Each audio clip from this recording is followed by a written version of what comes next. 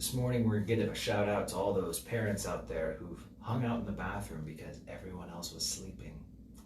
So, we have company today. Say hi, Hannah. There you go. Say hi, Jubilee. And then hi, Benny. Okay. Genesis chapter 12. Not sure how much we'll get done. Oh, yeah. You guys are just going to keep waving. You're going to distract my listeners. All right, so now there was a famine in the land, and Abram went down to Egypt to dwell there, for the famine was severe in the land. All right, no more waiting, no more waiting. You guys want to hear the story? So there was a famine in the land of Egypt, or in the land of Israel, Canaan, and so Abram went down to Egypt to dwell there, for the famine was severe in the land. And it came to pass, when he was close to entering Egypt, that he said to Sarai his wife, "Indeed, I know that you are a woman of beautiful countenance." She was really pretty. "Therefore it will happen when the Egyptians see you, that they will say, 'Oh, this is his wife,' and they will kill me, and they will let you live. Please say you are my sister, that it'll be well with me for your sake, that I may live because of you." So here we have Abraham, and I know, it's okay. There's people getting in to watch you now. What? Yeah, they're watching you. Grandpa's there. You want to say hi to Grandpa? Say hi, Grandpa. Say hi, Grandpa. You just gonna wave. Okay. So, not to get distracted. Okay. Shh. Now quiet. So here's the deal. We have a famine in the land, right? There's trials. We face trials all the time. And trials can be a blessing. In fact, last Sunday, that was a really big emphasis we had about the fiery furnace and Rack, Shack, and Benny. It's the idea that hard things, Peter, right? 1 Peter chapter 4, why are you surprised? Why are you shocked that you're in this fiery trial? And trials give us typically two opportunities, because quite often they show us what we're made of. Option one, we succeed in the trial. In fact, we're tested and we prove to ourselves how we've grown and we've become stronger. And those things that used to maybe put an end to us, we're successful through. But Abraham goes down to Egypt, and that's something we're all very tempted to do. And maybe I'm just alone. Maybe I'm just the only one.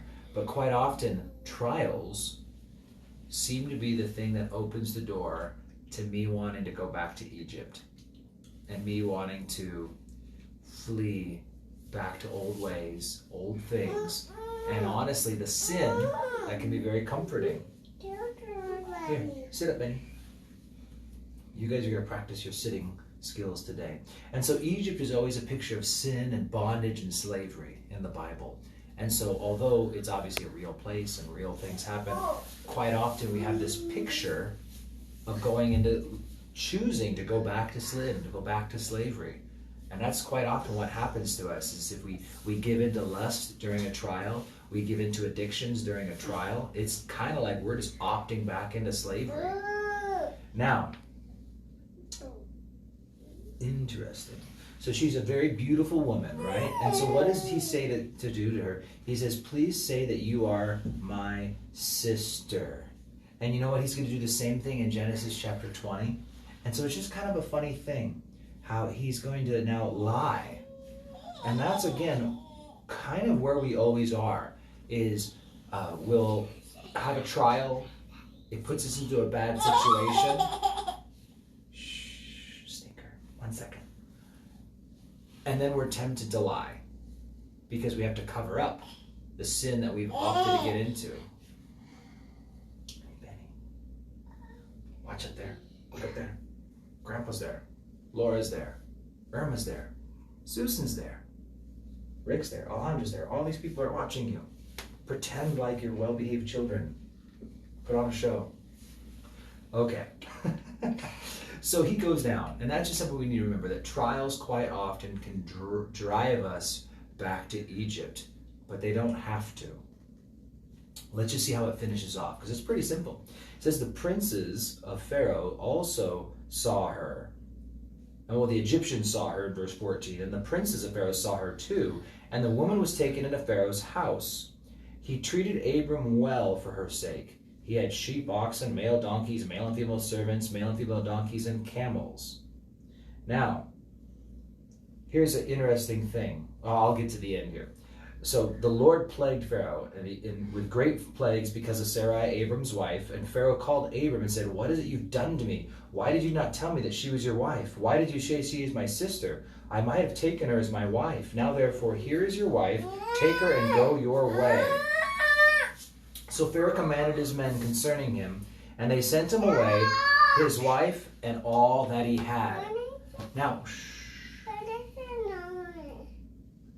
she doesn't like that, Benny. And all these people are watching you. That's right. Okay, 2 last things, guys. And these are important things. These are kind of cool things to wrap up this story.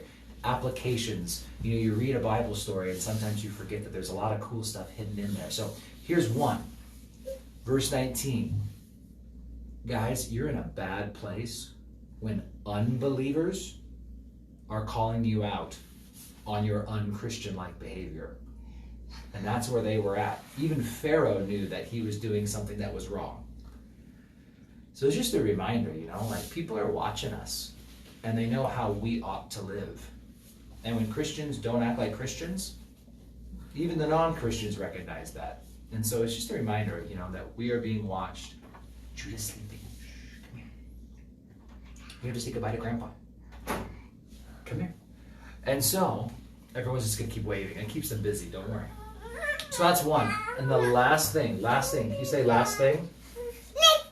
Last thing. The last thing is this, is that verse 16. What? You need something in your tummy? They're hungry. Last thing. I'm hoping you held out for the last thing. It seems like Abraham got blessed during this time of disobedience, right? Verse 16, he got all this stuff, right?